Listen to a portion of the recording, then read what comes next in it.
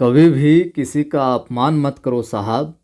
आप शक्तिशाली हैं, ये अच्छी बात है, लेकिन समय आपसे भी ज़्यादा शक्तिशाली है। नमस्कार, जय हिंद। मैं हूं आपका दोस्त कवि आदि गणेश। स्वागत करता हूं और प्रारंभ करते हैं। आज हम काव्य गुण की, काव्य रीतियों की कक्षा हमने कंप्लीट कर ली और आज उसके बाद में हम बात करेंगे काव्य दोष की। काव्य दोष जो अपने सेकंड ग्रेड में बिंदु लगता है, जो भी पाठ्यक्रम में 6-7 काव्य दोष दिए गए हैं, सिर्फ वही पढ़ेंगे जो पाठ्यक्रम में हम हमारे दिए हुए हैं, टू द पॉइंट। और आज की इस कक्षा के बाद में आपको काव्य दोष का कुछ भी है जो मामला, यूं कहें कि संदेह के अंदर नहीं रहेंगे, आप कंफ्यूजन में नहीं रहेंगे, बहुत अच्छे से है जो चीज़ समझ में आ जाएगी। 2-3 क्लासों में हम काव्य दोष को कंप्लीट कर लेंगे। तो वीडियो को लाइक कर दो आप अभी, क्योंकि लाइक यार आप बहुत कम लोग करते हो, देखने वाले बहुत तो लाइक नहीं करते। जहाँ अदर एप्लीकेशन पर 6-7 हज़ार में आपको हिंदी ग्रेड फर्स्ट और सेकंड का कोर्स मिल रहा है, वहाँ पर वहीं हम बिल्कुल निःशुल्क पढ़ा रहे हैं आपको, और उसी गुणवत्ता के साथ में, उसी क्वालिटी के साथ में, ईमानदारी के साथ में। तो आप ज़्यादा से ज़्यादा लाइक किया करें, शेयर किया करें अपने दोस्तों के साथ में, और पहली बार देख रहे हो सब्सक्राइब कर लो चैनल को, घंटे वाले निशान को क्लिक करो, और साथियों को भी बताएं आप कि इस चैनल पर बहुत बढ़िया कंटेंट और निःशुल्क है जो दिया जा रहा है। टेलीग्राम चैनल आपने अभी तक ज्वाइन नहीं किया मेरा, तो डिस्क्रिप्शन में लिंक मिल जाएगा। कवि आदि गणेश हिंदी नाम से टेलीग्राम चैनल है, जिस पर 4300 से ज़्यादा लोग जुड़े हुए हैं अभी तक। उस टेलीग्राम चैनल को आप ज्वाइन कर लीजिएगा, वहाँ पर मैं सवाल वगैरह को सूचनाएं वगैरह डालता रहता हूँ, ठीक है। और जो नए साथी जुड़े उनको मैं बता दूँ, 3 बजे अपनी दिन में 3 बजे पाठों वाली क्लास होती है, और 8 बजे अभी ये अपनी काव्य शास्त्र वाली क्लास होती है। प्ले लिस्ट में जाकर ये सारी चीज़ें देख सकते हैं। चलिए, काव्य दोष को अब हम प्रारंभ करते हैं। काव्य दोष होता क्या है साहब? देखिए, अब दोष की बात आ गई और काव्य आ गया, यानी कुछ न कुछ काव्य के अंदर हमें कमी मिलेगी, देखने को मिलेगी, कोई दोष मिलेगा, कोई बाधक तत्व मिलेगा, तो वो काव्य दोष होगा। देखिए परिभाषा व्यवस्थित कि काव्य के वे तत्व जो रस के आस्वादन में बाधा उत्पन्न करे। काव्य के वो तत्व, इस प्रकार के कारक जो काव्य रस के आस्वादन में, रस आनंद के अंदर, उस काव्य पंक्तियों को पढ़कर जो हमें आनंद आ रहा है, उसके अंदर जो बाधा उत्पन्न करने वाले तत्व होते हैं, वो काव्य दोष के अंदर आएंगे। अथवा और परिभाषा हम देखें, सरल करें तो रस का अपकर्ष करने वाले तत्व काव्य दोष है जो कहे जाते हैं। तो काव्य के वे तत्व जो रस के आस्वादन में बाधा उत्पन्न करते हैं, काव्य के अंदर आनंद के अंदर बाधा उत्पन्न करते हैं, या फिर रस का अपकर्ष करने वाले जो तत्व होते हैं, वो क्या कहलाते हैं? काव्य दोष है जो कहलाते हैं। भाई साहब, आगे बात समझ में, नोट कर लीजिए इसको, ठीक है।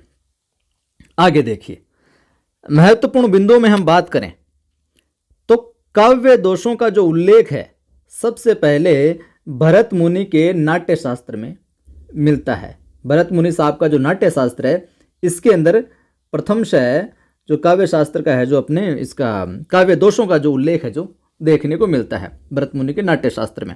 तो कई बार ये सीधी रचना भी पूछी गई। यहाँ पर देखिए, हम काव्य दोष ही नहीं देख रहे हैं, साथ साथ में कुछ और फैक्ट भी है जो देख रहे हैं। कई बार पूछा गया नाट्य शास्त्र के रचयिता कौन?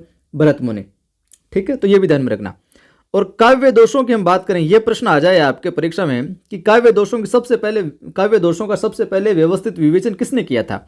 तो काव्य दोषों का सबसे पहले जो व्यवस्थित विवेचन है, अपने क्या चीज? व्यवस्थित विवेचन काव्य दोषों का, वो देखने को मिलता है अपने किसने किया? मम्मट साहब ने किया। किसने किया? मम्मट साहब ने किया था, ठीक है। काव्य दोषों का सबसे पहले व्यवस्थित विवेचन किसने किया? मम्मट साहब ने किया।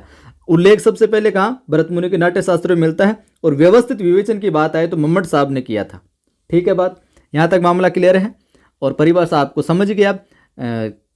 काव्य के अंदर जो ऐसे तत्व होते हैं जो उसके आनंद के अंदर, उसके आस्वादन के अंदर बाधा उत्पन्न करते हैं, ब्रेकर लगाते हैं, यूँ समझ लिए, वो कहलाते हैं काव्य दोष। कमियां, अब देखिए, यहां से सीधा सीधा सवाल है जो पूछा जाता है, काव्य दोषों की परिभाषाएं विभिन्न आचार्यों के अनुसार। कई बार परिभाषाएं जो दे दी जाती है और पूछ लिया जाए ये परिभाषा किसके द्वारा दी गई है, तो ये परिभाषाएं आपको जरूर ध्यान में रखनी है, नोट करते चलिएगा। वामन साहब क्या कहते हैं? वामन साहब अपने यहां पर कहते हैं कि विपर्यतामनो दोष है, विपर्यतामनो दोष है, अर्थात गुणों का यहाँ पर अभावी क्या है, दोष है। ये परिभाषा किसकी है, वामन साहब की, नोट कर लीजिए।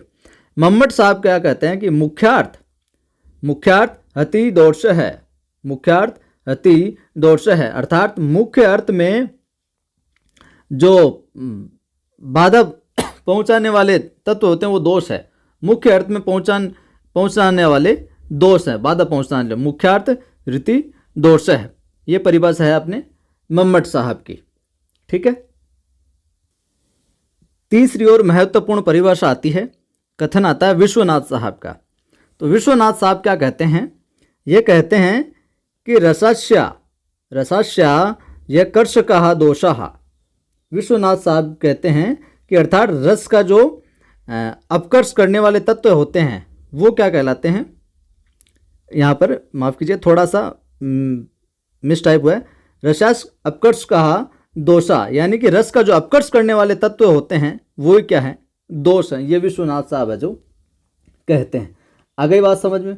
आगे देखिए, अगली जो परिभाषा है ये भी कई बार पूछी जाती है अग्नि पुराण के अकॉर्डिंग, क्योंकि अग्नि पुराण और वामन साहब के और मम्मट साहब ने जो दोष बताए हैं उसी अकॉर्डिंग आगे है जो अपने शास्त्र के अंदर शामिल किए गए।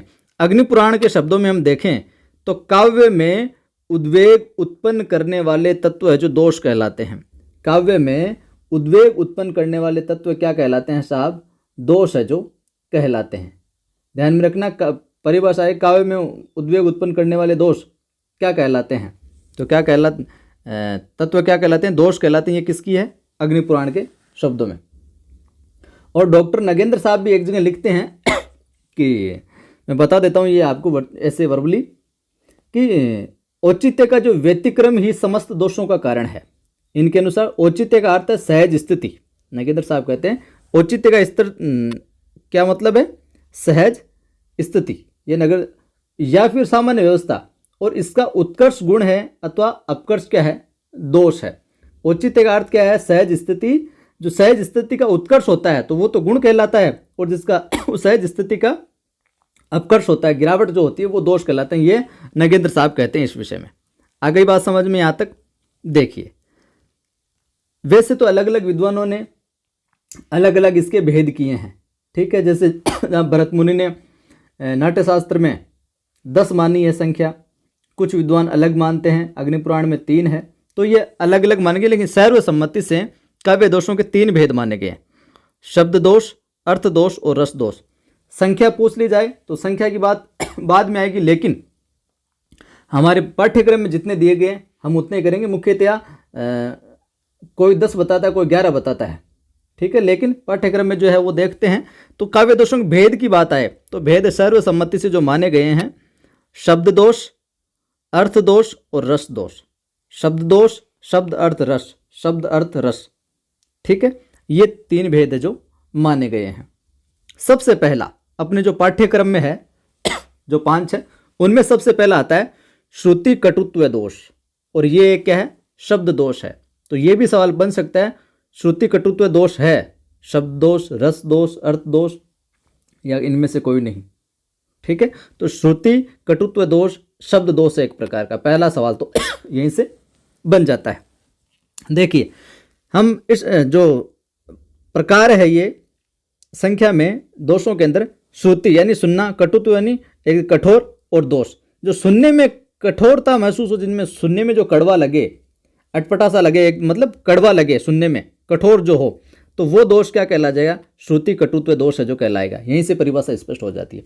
अब देखिए इसकी परिभाषा में क्या है, समझते हैं स्पष्ट तरीके से।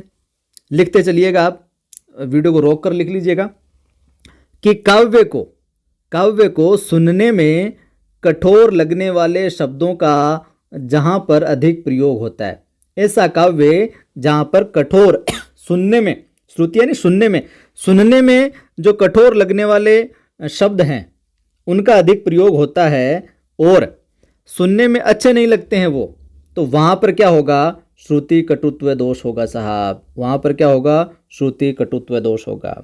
जिन काव्य पंक्तियों को पढ़कर उनके अंदर कठोर वर्ण आपको देखने को मिले, सुनने में आपको थोड़ा कठोर लगे जो शब्द, तो वहाँ पर क्या हो जाएगा, श्रुति कटुत्व दोष है जो हो जाएगा।